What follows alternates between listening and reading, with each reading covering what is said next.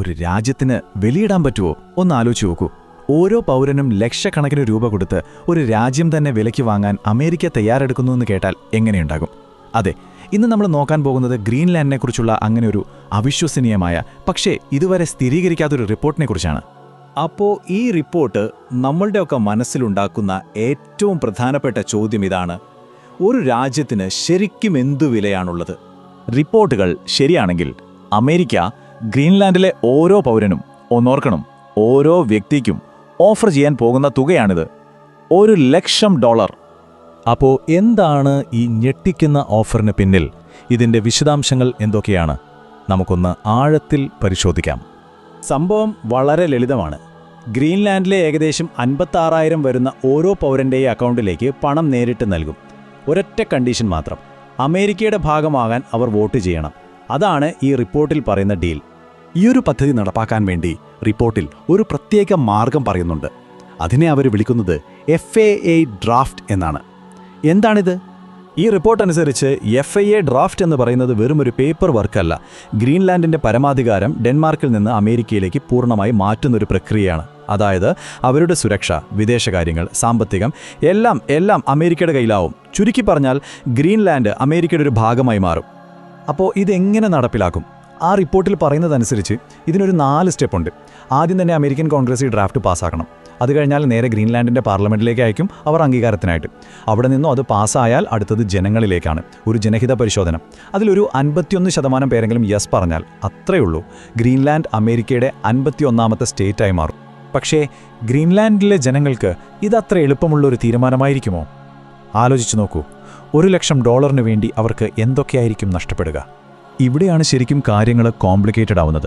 ഒരു സൈഡിൽ അമേരിക്കയുടെ വലിയൊരു ക്യാഷ് ഓഫർ, പക്ഷേ മറുഭാഗത്ത് നോക്കൂ, ഡെൻമാർക്കിന് കീഴിൽ അവർക്കിപ്പോൾ കിട്ടുന്ന സൗകര്യങ്ങൾ: സൗജന്യ ചികിത്സ, സൗജന്യ യാത്ര, സ്വന്തമായി ഒരു ഭരണകൂടം, പിന്നെ ഡെൻമാർക്കിൽ നിന്ന് എല്ലാ വർഷവും കിട്ടുന്ന സാമ്പത്തിക സഹായം. ഇതൊക്കെ വേണ്ടെന്ന് വെക്കാൻ അവർ തയ്യാറാകുമോ? ശരിക്കും പറഞ്ഞാൽ ഈ റിപ്പോർട്ടിൽ തന്നെ അങ്ങനെ ഒരു സംശയം പറയുന്നുണ്ട്. ഈ $1,00,000 എന്ന ഓഫർ ജനങ്ങളെ ആകർഷിക്കാൻ മാത്രം വലുതാണോ? കാരണം സൗജന്യ ആരോഗ്യ പരിരക്ഷ പോലുള്ള കാര്യങ്ങൾ ജീവിതകാലം മുഴുവൻ കിട്ടുന്നതാണ്. അത് നഷ്ടപ്പെടുത്തി ഈ ഒറ്റത്തവണ പേയ്മെന്റ് അവർ സ്വീകരിക്കുമോ? അതൊരു വലിയ ചോദ്യം തന്നെയാണ്. അപ്പോൾ ഈ ഓഫർ ഒരു വശത്ത് ചർച്ചയാകുമ്പോൾ ഗ്രീൻലാൻഡിൻ്റെ ഇപ്പോഴത്തെ ഭരണകർത്താക്കളായ ഡെൻമാർക്ക് സുമ്മനിരിക്കുകയാണോ? അല്ലയല്ല.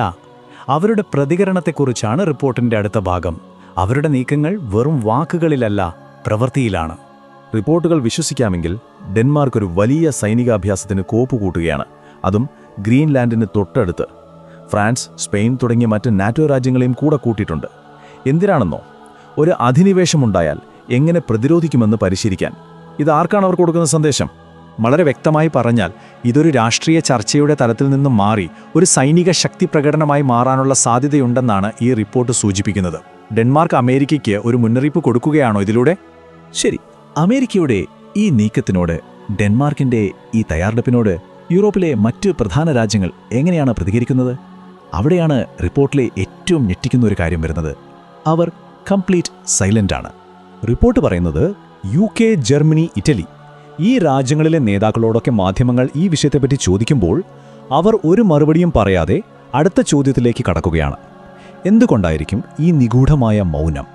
അപ്പോൾ ഈ നിശബ്ദതയ്ക്ക് ആ റിപ്പോർട്ട് കൊടുക്കുന്ന ഒരു വ്യാഖ്യാനം ഉണ്ടല്ലോ, അത് കുറച്ച് കടന്നതാണ്. അവർ പറയുന്നത് എന്താണെന്ന് വെച്ചാൽ, ഈ യൂറോപ്യൻ നേതാക്കളൊക്കെ അമേരിക്കയ്ക്ക് മുന്നിൽ ദുർബലരായി പോയി, അവർക്ക് സ്വന്തമായി ഒരു നിലപാടില്ലാതായി എന്നൊക്കെയാണ്. റിപ്പോർട്ടിൽ ഉപയോഗിക്കുന്ന വാക്ക് തന്നെ ഭീരുക്കളായ നേതാക്കൾ എന്നാണ്. ഒന്നുകൂടി ഓർമ്മിപ്പിക്കട്ടെ, ഇത് നമ്മുടെ അഭിപ്രായമല്ല, ആ സോഴ്സ് മെറ്റീരിയൽ പറയുന്ന കാര്യമാണ് നമ്മളിവിടെ വിശദീകരിക്കുന്നത്. അപ്പോൾ ഈ റിപ്പോർട്ടിലെ കാര്യങ്ങൾ സത്യമായാലും അല്ലെങ്കിലും ഇത് നമ്മളെ ചില വലിയ ചോദ്യങ്ങളെ മുന്നിൽ കൊണ്ടു നിർത്തുന്നുണ്ട്. മാറിക്കൊണ്ടിരിക്കുന്ന ഈ ലോകത്ത് പണം കൊടുത്താൽ എന്തും വാങ്ങാൻ പറ്റുമോ? ഒരു രാജ്യത്തിൻ്റെ പരമാധികാരത്തിന്, ഒരു ജനതയുടെ ഐഡന്റിറ്റിക്ക്, ഇതിനൊക്കെ എന്ത് വിലയാണ് നമ്മൾ കൊടുക്കേണ്ടത്? നിങ്ങൾക്കെന്ത് തോന്നുന്നു? ചിന്തിക്കേണ്ട ഒരു കാര്യം തന്നെയാണ്.